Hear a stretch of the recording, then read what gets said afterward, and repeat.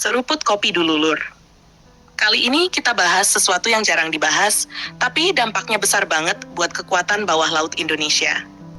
Bayangin ya, di saat banyak orang fokus ke jet tempur atau kapal perang permukaan, ternyata ada langkah senyap tapi strategis yang lagi dilakukan oleh TNI Angkatan Laut.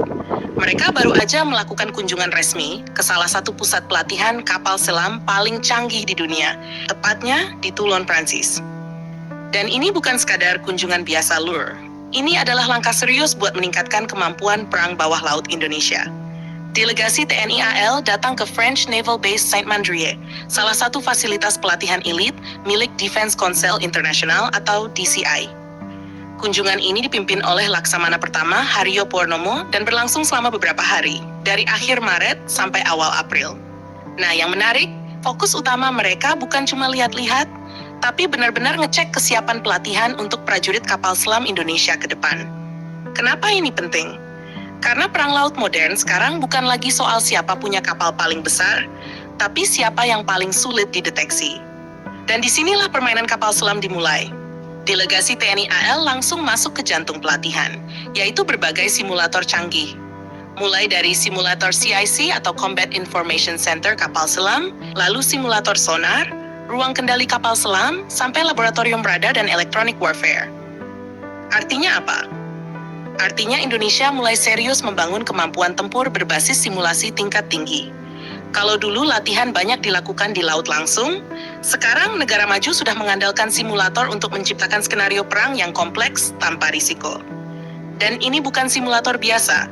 Ini simulator yang bisa mensimulasikan kondisi pertempuran nyata, termasuk gangguan elektronik, deteksi musuh, hingga manuver menghindari torpedo. Bahkan ada juga pelatihan di Military Diving School dan laboratorium peralatan selam.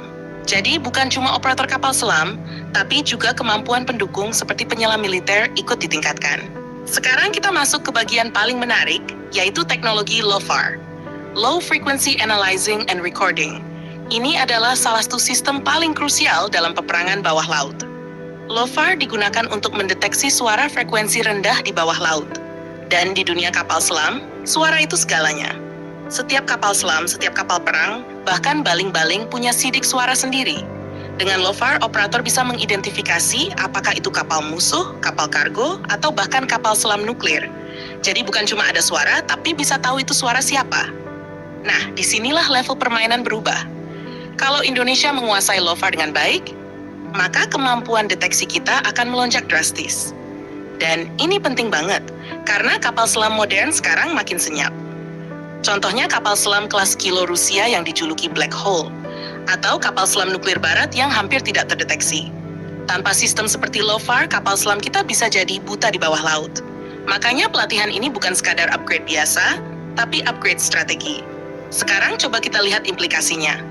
Pertama, Indonesia sedang membangun fondasi perang bawah laut yang lebih modern. Bukan cuma beli alutsista, tapi juga membangun SDM. Karena secanggih apapun kapal selam, kalau operatornya tidak terlatih, tetap tidak maksimal. Kedua, ini menunjukkan arah kerjasama militer Indonesia dengan Eropa semakin dalam. Dan ini penting sebagai penyeimbang. Karena selama ini, Indonesia juga banyak bekerja sama dengan negara lain, seperti Korea Selatan, Turki, bahkan Rusia. Dengan masuk ke sistem pelatihan Prancis, berarti Indonesia mulai menyerap standar NATO dalam beberapa aspek. Dan ini bisa berdampak ke interoperabilitas di masa depan. Ketiga, peningkatan kemampuan sonar dan deteksi ini bisa berdampak langsung ke keamanan wilayah laut Indonesia.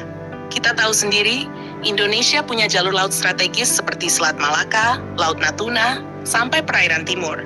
Semua itu rawan dilintasi kapal asing, termasuk kapal selam. Dengan kemampuan LOFAR yang kuat, TNI AL bisa lebih cepat mendeteksi pergerakan yang mencurigakan. Bahkan bisa melakukan tracking tanpa harus langsung terlihat. Ini yang disebut sebagai silent dominance, menguasai tanpa terlihat. Keempat, ini juga berkaitan dengan masa depan armada kapal selam Indonesia. Kalau ke depan Indonesia menambah kapal selam baru, baik dari Eropa atau negara lain, maka kesiapan SDM sudah ada duluan. Jadi tidak lagi mulai dari nol. Dan ini langkah yang cerdas. Karena banyak negara beli alutsista mahal, tapi pelatihannya tertinggal. Indonesia justru mulai dari fondasi pelatihannya dulu. Terakhir, kunjungan ini juga menunjukkan bahwa perang modern itu semakin kompleks.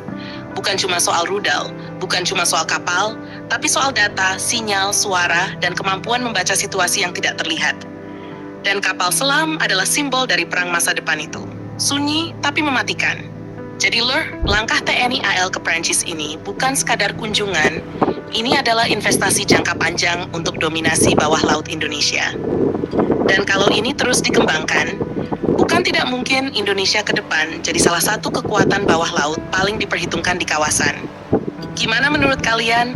Apakah Indonesia sudah di jalur yang tepat untuk memperkuat armada kapal selamnya? Jangan lupa subscribe, like, dan komen di bawah sambil ngopi.